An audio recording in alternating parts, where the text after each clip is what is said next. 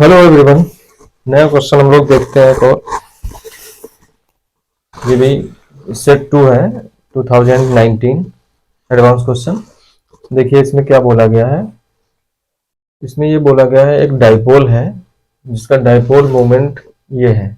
Dipole moment एक vector quantity होती है, तो वेक्टर फॉर्म में उसको दिया गया है P naught I cap plus J cap by root two. ठीक है, ये उस डाइपोल का डाइपोल मोमेंट है जो कि डायरेक्शन हम यहाँ से निकाल सकते हैं। इसका मैग्नीट्यूड पी नॉट ही होगा क्योंकि इसका मैग्नीट्यूड 1 हो जाएगा। ये यूनिट वेक्टर ही लिखा हुआ है। अगर इसका मैग्नीट्यूड निकाले रूट टू आएगा, रूट टू से cancel, P not he magnitude है उसका। ठीक है, बट डायरेक्शन ये डिफाइन करेंगे। तो आई प्लस जे है, I by root two J by root two. इससे हम जान सकते हैं कि 45 डिग्री पे एक्स एक्सिस से या वाई एक्सिस से मिडिल में जाएगा 45 डिग्री पे। और फिगर भी दिया है, सारा कुछ दे ही रखा है, इसमें निकालने की जरूरत भी नहीं है एंगल वगैरह। तो एक डाइपोल मूवमेंट है जिसका डाइपोल मूवमेंट डाइपोल है जिसका डाइपोल मूवमेंट ये है, और वो एक यूनिफॉर्म इलेक्ट्रिक फील्ड जिसका मैग्नीट्यूड ई नॉट है। डायरेक्शन नहीं बता रखी है, केवल क्या बता रखा है, मैग्नीट्यूड। डाइपोल है जिसका डाइपोल मोमेंट ये है, और वो डाइपोल जिसका डाइपोल मोमेंट ये है, उस डाइपोल को एक यूनिफॉर्म इलेक्ट्रिक फील्ड में केप्ट किया गया, रखा गया है, और उस यूनिफॉर्म इलेक्ट्रिक फील्ड का मैग्नीट्यूड ई नॉट है। तो ये है डाइपोल। ये है क्वेश्चन की लैंग्वेज। मैं पढ़ भी देता हूँ एक बार। An electric dipole with dipole moment this is held fixed at the origin O in the presence of an uniform electric field of magnitude E not. ठीक है, यूनिफॉर्म इलेक्ट्रिक फील्ड है जिसका मैग्नीट्यूड ई नॉट है, उसके अंदर ये dipole kept किया गया है, जिस डाइपोल का डाइपोल मोमेंट ये है। ओके, आगे दिया हुआ है if the potential is constant on a circle of radius R centred at the origin as shown in the figure. तो ये सर्किल दिया हुआ है, ये ओरिजिन दिया हुआ है, ये एक्स एक्सिस ये वाई एक्सिस, ये सर्किल बना हुआ है क्वेश्चन में, और इस सर्किल की रेडियस आर है, और डाइपोल को कुछ इस तरीके से केप्ट किया गया। क्योंकि डाइपोल मोमेंट से ही आप समझ जाओगे कि ये इस डायरेक्शन में इसकी डायरेक्शन होगी। वो भी दे दिया गया है। ये छोटा सा टाइनी डाइपोल है, इसका डाइपोल मोमेंट ये है, और ये ओरिजिन पे इस तरीके से रखा हुआ है, फिक्स्ड है, इसी डायरेक्शन में हेल्ड है। ठीक है, इसी डायरेक्शन में उसकी डायरेक्शन है, और यहाँ पर इस रीजन में जो इलेक्ट्रिक फील्ड है उसका मैग्नीट्यूड ई नॉट है। किस डायरेक्शन में है ये नहीं बताएंगे। ठीक है, तो ऐसे एक इलेक्ट्रिक फील्ड के अंदर में जिसका मैग्नीट्यूड ई नॉट है और वो यूनिफॉर्म है, यूनिफॉर्म मतलब उसकी डायरेक्शन भी फिक्स होगी, मैग्नीट्यूड तो ई नॉट बता ही दिया। अब वो डायरेक्शन किधर है वो हमें जानना है। ठीक है, तो उस इलेक्ट्रिक फील्ड के अंदर में ऐसे ओरिजिन पे ये डाइपोल जो है रखा हुआ है, इसका डाइपोल मोमेंट ये है, और इस सर्किल की जो रेडियस है वो आर है। ठीक है, ये एक्स एक्सिस है और ये वाई एक्सिस है। इसका मतलब है अगर हम देखें तो ये डाइपोल, ये भी क्वेश्चन में फिगर में दिए हुआ है, ये 45 डिग्री, यहाँ से भी पता चल रहा है 45, ये भी 45। ठीक है, तो ये भी 45 होगा, ये भी 45। इस तरीके से रखा हुआ है। सर्किल की रेडियस अपनी आर है, और ये अपने कुछ डायमीटर्स खींच रखे हैं, दोनों के बीच में 90 डिग्री एंगल है। ये ए पॉइंट है, ये बी पॉइंट है, और ये कहा गया है कि पोटेंशियल जो सर्किल पे है वो कांस्टेंट है हर जगह पे। इसका मतलब क्या निकला, इसका मतलब ये निकला कि ये इक्विपोटेंशियल सरफेस है। एक चीज यहाँ से हम निकाल सकते हैं कि ये इक्विपोटेंशियल सरफेस है, और इक्विपोटेंशियल सरफेस की प्रॉपर्टी क्या होती है कि उसके सरफेस पे हर जगह पोटेंशियल सेम रहेगा, पहली चीज। और दूसरी चीज, जो इलेक्ट्रिक फील्ड की डायरेक्शन होती है वो इक्विपोटेंशियल सरफेस के हमेशा परपेंडिकुलर होती है। ठीक है, इलेक्ट्रिक फील्ड की डायरेक्शन इक्विपोटेंशियल सरफेस के परपेंडिकुलर होती है। ये दो चीजें हम जान सकते हैं। ठीक है, तो इससे हमने कंक्लूजन निकाल लिया। एक चीज, इलेक्ट्रिक फील्ड इस सरफेस के हमेशा नॉर्मल होगी, परपेंडिकुलर होगी। किस डायरेक्शन में है, इस पे हमेशा नॉर्मल डायरेक्शन में होगी। वो भी हम देखेंगे, डायरेक्शन अंदर की ओर बाहर की ओर, वो हम समझ लेंगे। ठीक है, तो ये अपना इससे पता चल गया। और हर जगह पोटेंशियल सेम रहेगा, एक चीज। और जो उसके बाद भी बोला गया है, then the correct statements are, फिर स्टेटमेंट्स दिए हुए हैं कि जो है रेडियस की वैल्यू इसके इक्वल होगी, बाकी सारे पैरामीटर दिए हुए हैं, P not by 4 pi E naught to the power 1/3। और ये कहा गया है जो टोटल इलेक्ट्रिक फील्ड है is same for any 2 points on circle. Circle के ऊपर कोई भी 2 पॉइंट हम ले लें, चाहे जहां पर 2 पॉइंट, वहां पर टोटल इलेक्ट्रिक फील्ड सेम है, ये बोला गया। ये पहचानना है सही है या गलत। सी पार्ट में कहा गया electric field at point A वो √2 times E not I plus J है, ये पहचानना है। और electric field at B is 0, ये समझना है। इनमें से कौन से सही है, मल्टीपल करेक्ट आंसर है इसमें। ओके। और साथ में ये दिया गया है कि जो रेडियस है इस सर्किल की वो बहुत ही ग्रेटर देन लार्जर है, किससे, डाइपोल के साइज से। तो डाइपोल का साइज जो है इतना बड़ा हमने दिखा रखा है, ये वेरी स्मॉल साइज का है, टाइनी डाइपोल है, ठीक है, एटॉमिक डाइपोल भी कह सकते, very small size of the dipole. Radius से जो है उसकी बहुत ज्यादा लार्जर है इसकी साइज से। तो ये सब अप्रोक्सीमेशन हम लोग डाइपोल में जानते भी हैं। तो ये अपना इतना दिया हुआ है। अब लैंग्वेज में क्या कहा गया है, electric dipole is held fixed, ये फिक्स्ड है इसी डायरेक्शन में, okay, origin O in the presence of an electric field of magnitude E naught, और if the potential constant है सर्किल के ऊपर centered at origin, okay, as shown in the figure, then correct statements हमें जानने हैं इसमें से। बस ये पूरा ओवरऑल क्वेश्चन के बारे में सारी डिटेल हमने बता दी। अब क्या करें हम लोग, तो सबसे पहला काम तो हमारे पास है, बाकी सारी चीजें तो हमें दिख ही रही हैं कि इलेक्ट्रिक डाइपोल है, इसका डाइपोल मोमेंट ये है, मैग्नीट्यूड भी पता, डायरेक्शन भी पता, सारी चीजें हमें बता दी कि इक्विपोटेंशियल सरफेस है, सब कुछ पता है। लेकिन ये जो ई दे रखा है, इसका इलेक्ट्रिक फील्ड का जो मैग्नीट्यूड ई नॉट है जिसके अंदर में रखा हुआ है, उसकी डायरेक्शन किधर है ये नहीं पता। तो ये हमें अपने दिमाग से समझना होगा कि हम इसकी डायरेक्शन किधर लें। तो लैंग्वेज हमेशा क्वेश्चंस में घूमी हुई होती हैं, चाहे वो एडवांस लेवल के हों चाहे मेंस लेवल के हों, काफ़ी क्वेश्चंस में लैंग्वेज घूमी हुई होती है, तो उसको हमें समझना होता है। तो यहाँ पर क्या उसने कहा है कि ये इलेक्ट्रिक डाइपोल इसी डायरेक्शन में बना हुआ है। अब इलेक्ट्रिक डाइपोल अगर इसी डायरेक्शन में बना हुआ है, ये फिक्स है, तो इसका मतलब है ये इक्विलिब्रियम में है। अब इक्विलिब्रियम में अगर है तो इसका मतलब रोटेशन भी नहीं हो रहा, ना ट्रांसलेशन मोशन हो रहा है, ठीक है, ये फिक्स है यहीं पे। इसका मीनिंग है कि इस पे ना तो कोई फोर्स लग रहा है इधर उधर, ना ही कोई टॉर्क लग रहा है, ठीक है। और ऐसा तभी हो सकता है जब डाइपोल किस डायरेक्शन में ओरिएंट हो जाए, इलेक्ट्रिक फील्ड की डायरेक्शन में ही ओरिएंटेड हो, ठीक है, एक ये है, या उसके एंटी डायरेक्शन में हो। मतलब इलेक्ट्रिक फील्ड जो ये हमारी है जिसके अंदर में रखा हुआ है, उसकी डायरेक्शन या तो इधर ही हो सकती है या इधर हो सकती है,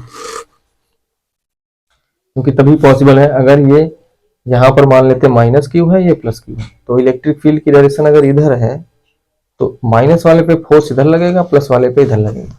और अगर ये प्लस है ये माइनस है, क्योंकि हालांकि डायरेक्शन तो उन्होंने ऐसे ही दी हुई है, उसमें मैं देख लेता हूँ, हाँ, इसमें जो फिगर में डायरेक्शन है वो इधर ही दी हुई है। अगर मान लो नहीं दी हुई होती तो हम किधर मान सकते थे, या तो इधर मान सकते थे या इधर मान सकते थे। अब क्योंकि उन्होंने इधर ही दिया हुआ है तो इधर ही ये फिक्स है, ठीक है।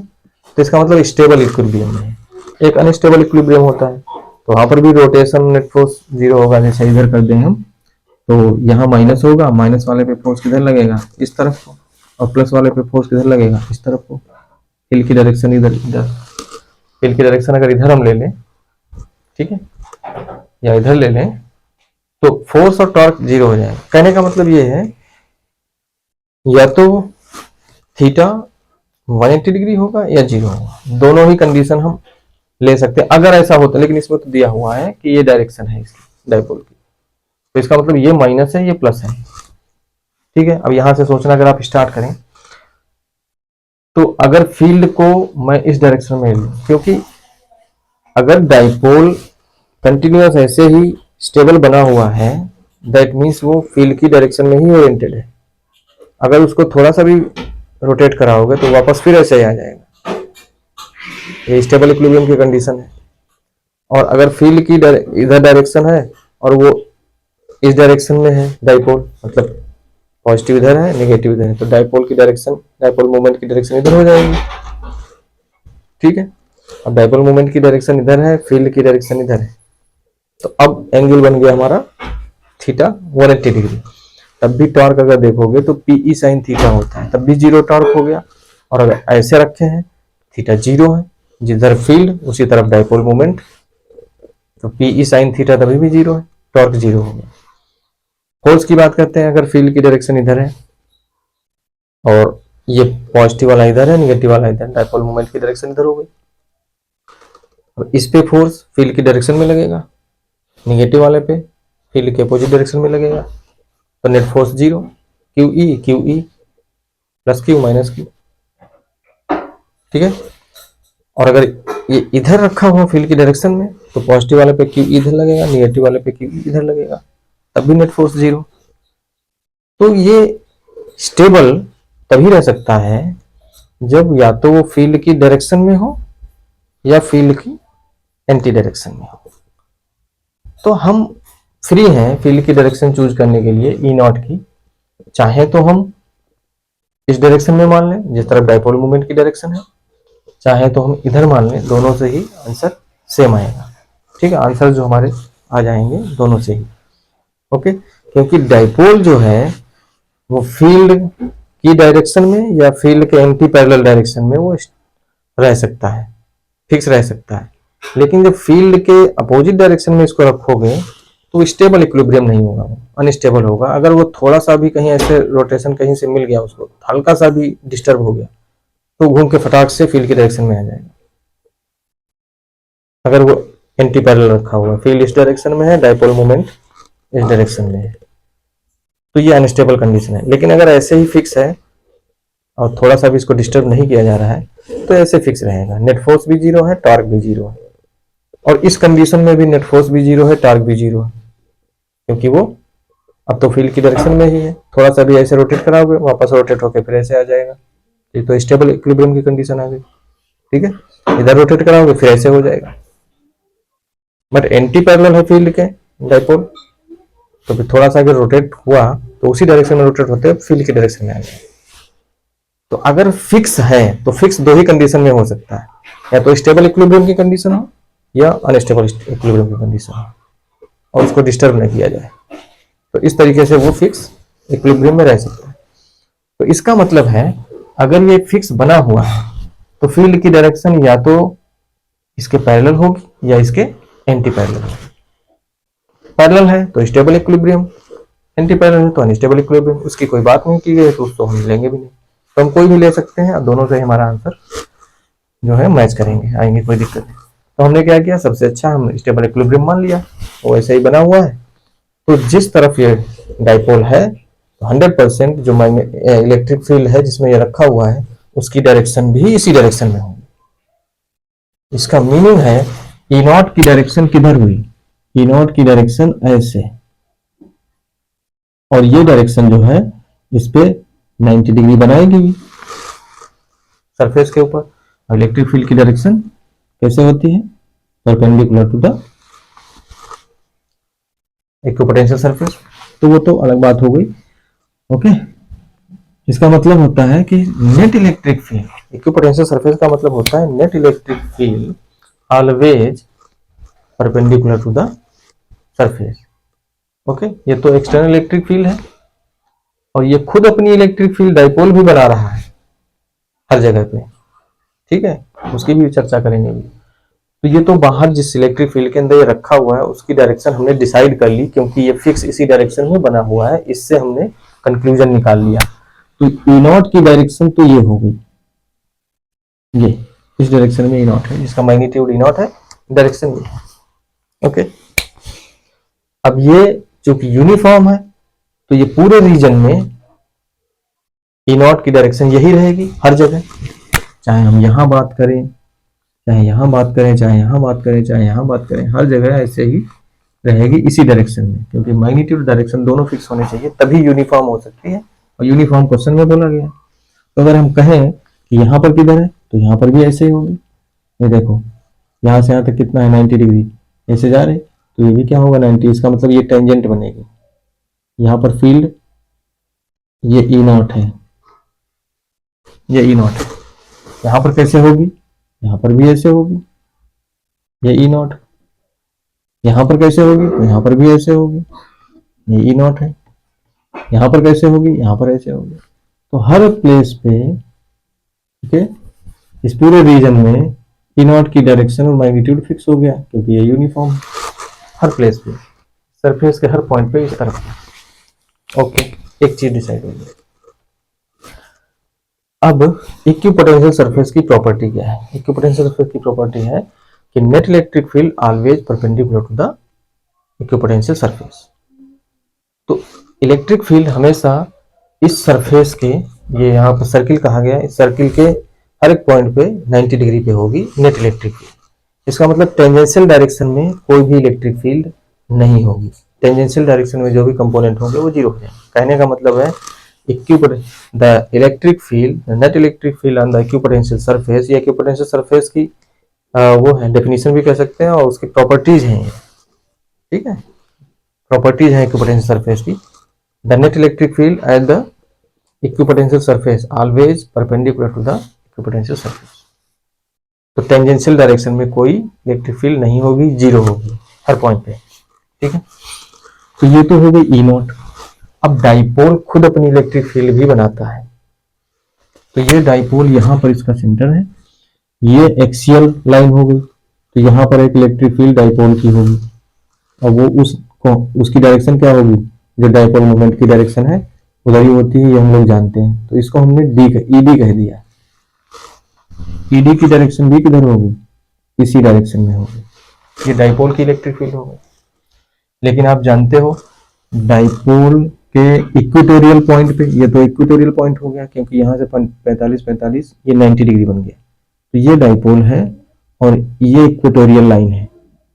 इक्वेटोरियल पॉइंट पे जानते हो आप जो इलेक्ट्रिक फील्ड होती है डाइपोल की वजह से, वो anti parallel to the dipole moment होती है। तो इसका मतलब है इस बी पॉइंट पे जो इलेक्ट्रिक फील्ड होगी वो इस डायरेक्शन में होगी, इसकी वजह से, डाइपोल की वजह से। तो ईडी की डायरेक्शन बी पर अगर देखें तो इधर होगी। और ए और बी दो पॉइंट की ही चर्चा किया है, तो बड़ी आसानी से काम हो गया। तो जो हमारी ओरिजिनल इलेक्ट्रिक फील्ड है उसकी डायरेक्शन हमेशा किधर है, 45 डिग्री पे, ठीक है। और जो डाइपोल की वजह से है, तो एक्सियल पॉइंट पे हम जानते हैं अलोंग द डाइपोल मूवमेंट होती है, मतलब जिस तरफ डाइपोल मूवमेंट है उसी डायरेक्शन में इलेक्ट्रिक फील्ड होगी ड्यू टू डाइपोल। तो due to dipole electric field हमने क्या मानी हुई है, ईडी। और यहाँ उसके इक्वेटोरियल पॉइंट पे किधर होती है, डाइपोल मूवमेंट के एंटी पैरेलल। डाइपोल मूवमेंट की डायरेक्शन इधर है, तो यहाँ पर जो इक्वेटोरियल पॉइंट है, यहाँ पर इलेक्ट्रिक फील्ड किधर होगी, इस तरफ होगी, उसके एंटी पैरेलल। ओके, तो यहाँ पर भी है, यहाँ पर जो हमने इलेक्ट्रिक फील्ड बताई, एक ओरिजिनल वाली जो वो भी टेंजेंशियल है और ये भी टेंजेंशियल अपोजिट डायरेक्शन। ओके, तो इक्विपोटेंशियल सरफेस की डेफिनेशन अभी क्या बताई थी, उसकी प्रॉपर्टी क्या बताई थी, किसी भी पॉइंट पर नेट इलेक्ट्रिक फील्ड नॉर्मल होगी, normal to the surface.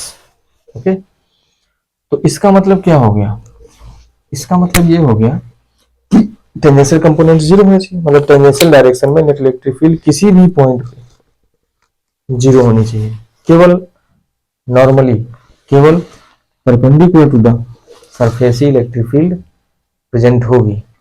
Okay, तो उस हिसाब से ये तो टेंजेंशियल है, तो इसका मतलब इन दोनों का नेट क्या होना चाहिए, जीरो। तो हम कह सकते हैं कि ई डी, या हम ऐसे कह सकते हैं ई नॉट, और ई नॉट के अपोजिट डायरेक्शन में ई डी है तो माइनस ई। तो ये नेट इलेक्ट्रिक फील्ड बी पर आई, और वो भी किस डायरेक्शन में है, ये टेंजेंशियल डायरेक्शन में। और इक्विपोटेंशियल सरफेस की डेफिनेशन क्या कहती है कि टेंजेंशियल डायरेक्शन में कोई इलेक्ट्रिक फील्ड नहीं होती है। तो ई नॉट माइनस ई डी क्या होगी, 0। ठीक है, यहां पर भी टेंजेंशियल डायरेक्शन में कोई फील्ड नहीं होगी, यहां पर भी टेंजेंशियल डायरेक्शन में कोई फील्ड नहीं होगी, यहां पर भी हर जगह नहीं होगी।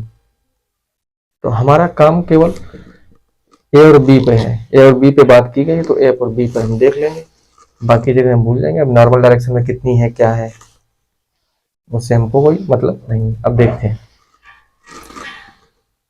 तो बी पर या ए पर जहां पर भी पॉइंट लेंगे टेंजेंशियल डायरेक्शन में नेट फील्ड 0 होगी।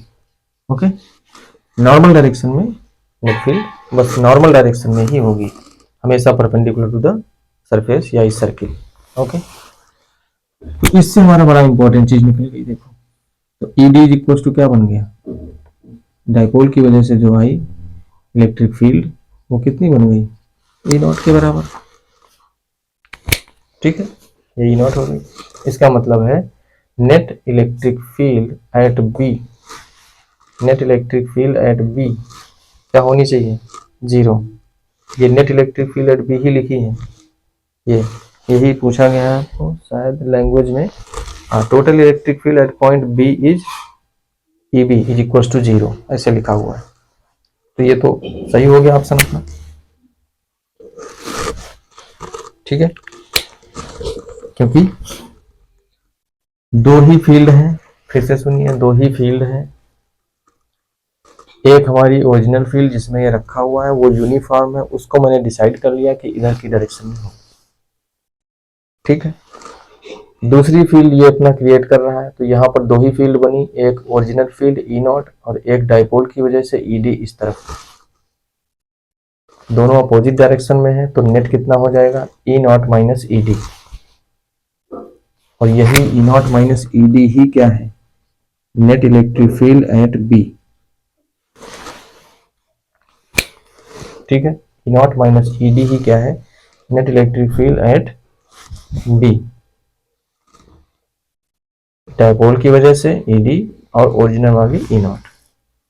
और यही कह रहा है क्वेश्चन में कि ये 0 है।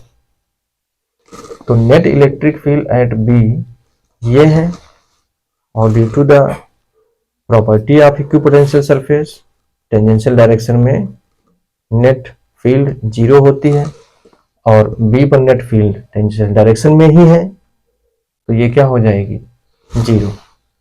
ठीक है, फिर से सुनिए, net electric field at B अगर हम निकालना चाहें तो अपनी ओरिजिनल फील्ड हो गई ई नॉट, जिसकी डायरेक्शन ई नॉट है, ई नॉट है मैग्नीट्यूड और डायरेक्शन हमेशा इधर है किसी भी पॉइंट पर, और दूसरी फील्ड है डाइपोल की वजह से बी पर। अब ये दोनों फील्ड टेंजेंशियल ही हैं, तो net electric field in tangential direction at point B ये बनी। अब net electric field tangential direction में है जो, तो इक्विपोटेंशियल सरफेस की प्रॉपर्टी क्या कहती है कि टेंजेंशियल डायरेक्शन में कोई फील्ड नहीं होती है, नेट फील्ड 0 होती है। तो उसकी डेफिनेशन लगा करके इसको मैंने 0 का इक्वल कर दिया, तो इसका मतलब ये ऑप्शन अपना सही होगा। बी पर नेट इलेक्ट्रिक फील्ड केवल टेंजेंशियल डायरेक्शन में ही है, और ई नॉट का इधर कोई कंपोनेंट नहीं होगा, ई डी का कोई, इसका मतलब नॉर्मल डायरेक्शन में यहाँ पर कोई फील्ड नहीं है। देखिए कंफ्यूजन ये होता है, मैंने ये कहा कि अगर इक्विपोटेंशियल सरफेस है तो उसके किसी भी पॉइंट पर जो इलेक्ट्रिक फील्ड होगी वो केवल नॉर्मल डायरेक्शन में ही हो सकती है, अगर होगी तो मे बी 0 हो, लेकिन अगर है तो नॉर्मल डायरेक्शन में ही है। ठीक है, टेंजेंशियल डायरेक्शन में नेट फील्ड हमेशा 0 होगी। किसकी टेंजेंशियल डायरेक्शन में, इक्विपोटेंशियल सरफेस। तो बी पर जो फील्ड हम निकाल रहे हैं वो टेंजेंशियल डायरेक्शन में ही है। पहली बात, नेट फील्ड इक्विपोटेंशियल सरफेस के किसी भी पॉइंट पर हमेशा नॉर्मल डायरेक्शन में होगी, टेंजेंशियल डायरेक्शन में 0 होगी नेट फील्ड।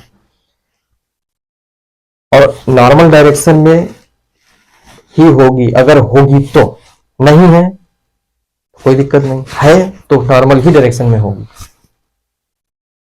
टेंजेंशियल डायरेक्शन में नहीं होगी।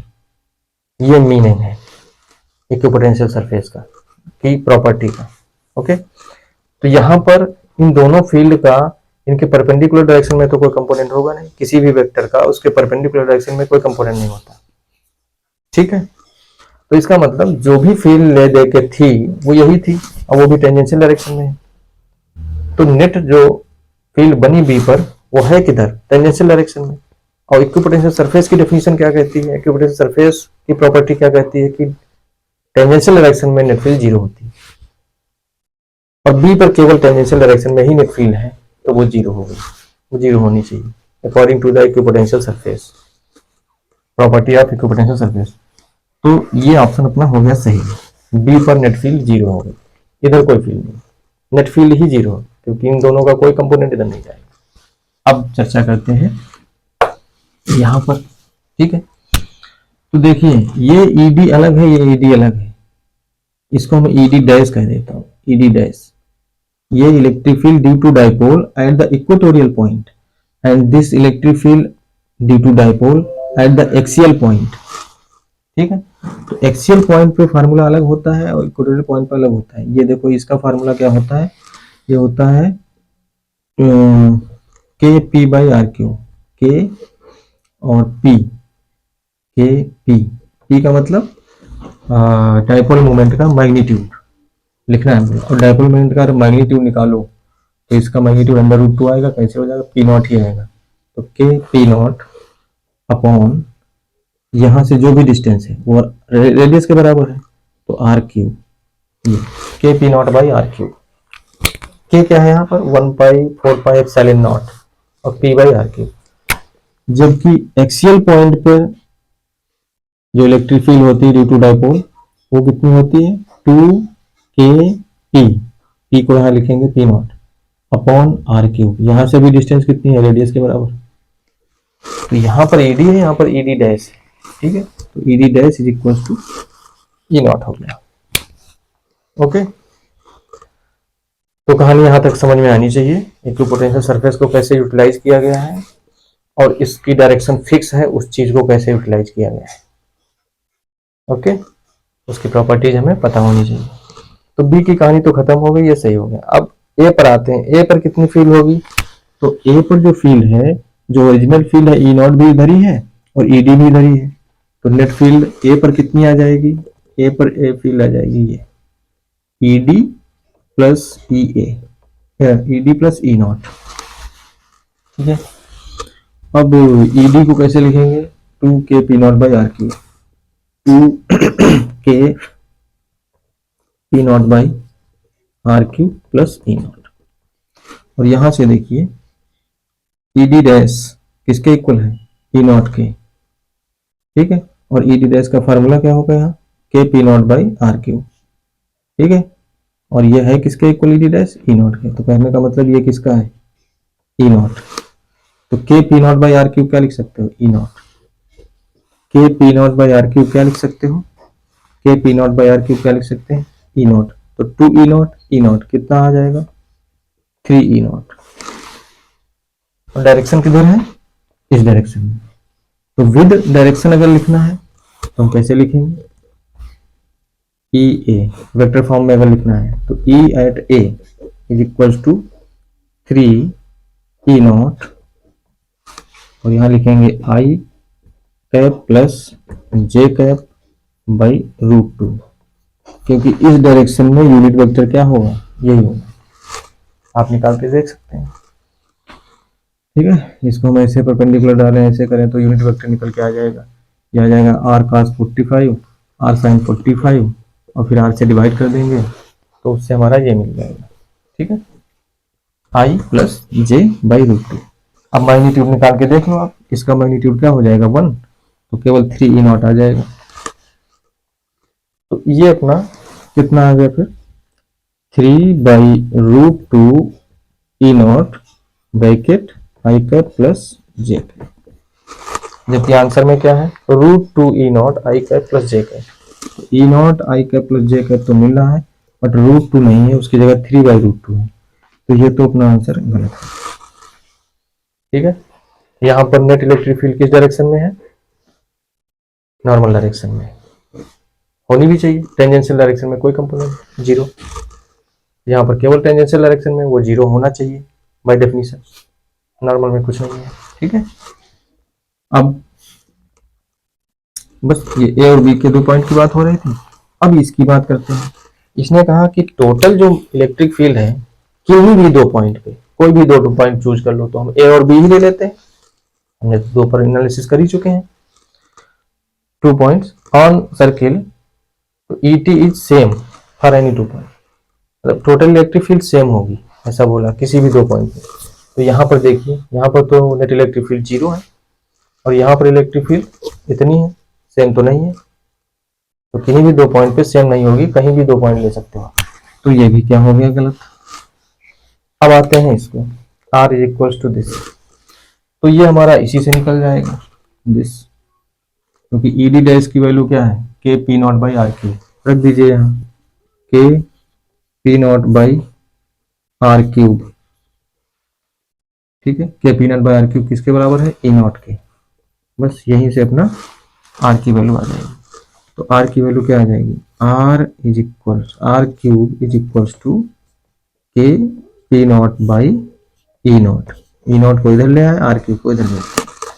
ठीक है, क्या जानते हैं अपना 1/4πε0 होता है, तो यहाँ से आर क्यूब है तो आर कितना हो जाएगा, यहाँ पावर 1/3 लग जाएगी, तो के की वैल्यू हम डाल देते हैं, कितना 1/4πε0, तो पी नॉट ऊपर बचेगा, नीचे आ जाएगा 4πε0 और ई नॉट पहले से है, इसकी पावर हो गई 1/3। तो आर की वैल्यू यही दी हुई है, ये तो आपका सही हो गया।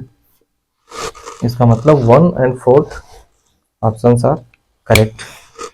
तो कैसे कैसे सोचना था, क्वेश्चन कैसे बनाए जाते हैं, ठीक है, बेसिक ही होते हैं, बेसिक थ्योरी, बेसिक फार्मूलेज ही काम करते हैं, बट हम डेरिवेशन केवल